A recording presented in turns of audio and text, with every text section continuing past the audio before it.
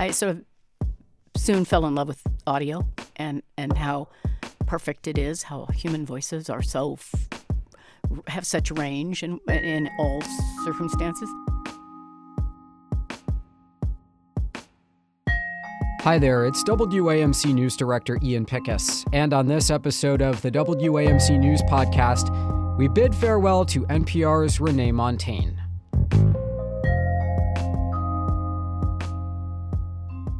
A familiar voice for decades on these airwaves is signing off. Economic pressure seems to be the West's main weapon against Russia, although President Bush goes to New York tonight for the opening of the United Nations. Secretary of Defense Leon Panetta is in Iraq today to attend a ceremony known as... Joni Mitchell, thank you for coming in the middle of the night to have this conversation. Oh. Fellow night owl. Thanks for having me. Renee Montagne, who joined NPR in 1981 and hosted both All Things Considered and Morning Edition, is stepping down after thousands of interviews, overseas reporting trips, and more than a few journalism awards. But before she goes, she's here to look back and ahead. Renee Montagne, welcome. Hey, thank you for having me. So can we talk you out of this? Well, that is the sweetest thing to say. It's kind of fixed. I can't turn around now. I'm out the door, pretty much. But thank you for putting it that way. You know, NPR, once NPR, always NPR. 90% of my friends are NPR people. So I'll still be, in a sense, around, but not on this air. You know, you've been doing it for so long, and since the news has been announced, I know you've been kind of, taking a trip down memory lane to an extent. Were there parts of your career that you had forgotten about or highlights that came back during the last few days? Yes, actually. Well, let's put it this way. I didn't ever spend very much of my time looking back. I didn't have time for starts, but also just wasn't my personality. So when I did look back, I was a little overwhelmed, actually, with how much was done. I mean, you've been listening to tapes and whatnot, just like you just played. I was so delighted to hear the Joni Mitchell, which I hadn't forgotten, but oh, right, she came in at midnight because they couldn't get her at 11, and they finally said, well, Renee can't be here at 11 because she's overnight. And they said, well, why don't you just bring her at midnight? It was the only feature I ever did. At midnight like that. She came in the building. Was no with pressure. Yeah. No, it was wonderful. She was so charming. It was her moment. And actually, so was I. I'm wide awake at midnight. So we had a good old time, and actually it turned out so well that we rolled it 2 days in a row, which is very unusual. But yeah, I guess sort of my peak things, it turns out to be about 6 things. For my father was a young sailor at Pearl Harbor, and I did a 60-year interview with him, but I recreated the situation, right? And then another one 20 years later, and by then he'd passed. And those are really right next to my heart, right? But so were all the others. I did remember one thing with Joni Mitchell, which is Paul McCartney once serenaded me just before the interview. Don't walk away, Renee. That's pretty cool. He literally walked in over a long walk to the couch singing that song. It was so sweet. I was startled. I forgot that until I heard that tape again. You were there, obviously, for so long. What kept you at NPR all these years? Several things. One, the work was amazing. I mean, I couldn't ask for more. I hadn't, as a child, looked, or a young person, thinking I'm going to be a journalist, or certainly not a radio journalist. But when I started doing it, which was almost by accident, and end of college in a little funky radio station in San Francisco, I sort of soon fell in love with audio and how perfect it is, how human voices are have such range in all circumstances. That was that. It was also, I came into NPR at a time when it was just growing, and I would have been counted as one of the people who helped build it. And at every turn, there was something more wonderful that was happening to NPR, all the way, through new shows, the NPR West building out in a whole other newsroom out in Los Angeles where I was based. But I would say, if I had to say one main thing, the people here.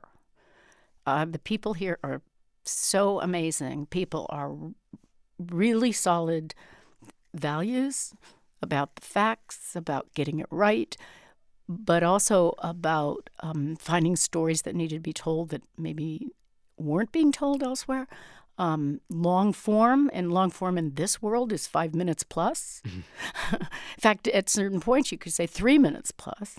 And really, the people, decade after decade, it's hard to say that it doesn't feel like, it feels like about 5 years, but that I've been here. But actually, it's been the people I know here have become at all levels, of interaction. Either I super honor them and I'm just thrilled to be working next to them, or in so many cases, my friends. Sometimes lost friends. I heard from one just lately because she heard that I was, leaving, and but really, it's kind of weird to say, but probably 90% of all the people I know as friends are from NPR at some point in my life. Wow. I mean, and the stations. Hey, listen, I've spent a lot of time visiting stations, right? And I contribute to 3 myself as a listener, 2 in Los Angeles and 1 in Honolulu, in Hawaii. And that's a whole other circle of people that I know. So it was a world for me very early on, and it is now as I'm leaving. That actually brings up something else I wanted to ask you, which is, this has often been the case over the time of your career, but public radio is in kind of a jam right now. I wonder what you think about the situation it's in as you're leaving, and whether you think we as a system should be, doing anything differently. I would say this: it's always a little complicated because I've lived through several of these. It might be in most people's memory. They wouldn't be much thinking of it. But I mean, back in 1983, when I was a freelancer, the only reason I didn't lose my job was because I didn't have one. But they had a huge layoff because Ronald Reagan had followed through on his threat to stop the government, the CPB, the Corporation for Public Broadcasting, from paying NPR. And at that point, it was, I can't remember the exact number, but it was a high level of what, the money that NPR took in. And in fact, it zeroed out pretty much. It was on its way to zeroing out, and it led to an almost bankruptcy. And, we were survived by that because even then, people gathered around some very big names like Walter Cronkite at the time. I mean, very big names put op-ed. I don't know if he personally did an op-ed, but, op-eds in the New York Times, Washington Post. So, I mean, like I said, I marched on because I was still there. But then, it happened again at least twice more. It used to be a regular thing, actually, every 10 years, about every 8 years, Republicans. But then it turns out a lot of Republicans in a lot of small towns in a lot of cities all around the country loved NPR themselves and loved being on the air and didn't want their constituents to be deprived of it. So this one is a lot more complicated because there's all other layers about how media is changing and listenership. And I hate to say this, I shouldn't predict anything, and I'm leaving, so don't hold me for this. I don't think much will come of any kind of congressional targeting because, again, by the way, if people don't know this, NPR gets like 0.5% of federal dollars. The rest goes to stations. They kind of, there's still money going into the system, but it's going straight to all the stations. So the stations really, it matters for them. So what you're really thinking about here is it matters for stations, and there's a lot of supporters out there. So, so I'd say I think it'll come right, but I can't deal with the larger historical changes, like people not being in their cars, things like that. That's a big deal, and that's out of my sphere. Where's the strangest place you've been recognized by your voice? Mostly at a cash register. If I talk long enough, people recognize my voice. I have never had the Susan Stamberg, experience, or even Robert Siegel, as people remember him, of like, whoa, that voice is behind me on the bus. You know what I mean? Whereas me, if they're looking at me and talking to me, I've been to dinner parties where at certain point somebody leans over after a while and says, "Are you Renee Montagne?" The first name of the people, but you don't know what they do. Right. So there. I don't know if it's weird. Dinner parties, cash registers, it all involves me talking for a while. Well, Renee Montagne, congratulations, and I'm glad to hear that you'll be around, as you say, and I wish you nothing but many mornings of sleeping in going forward. Thank you, Ian. Appreciate it. And thank you for having me, and thank all your listeners.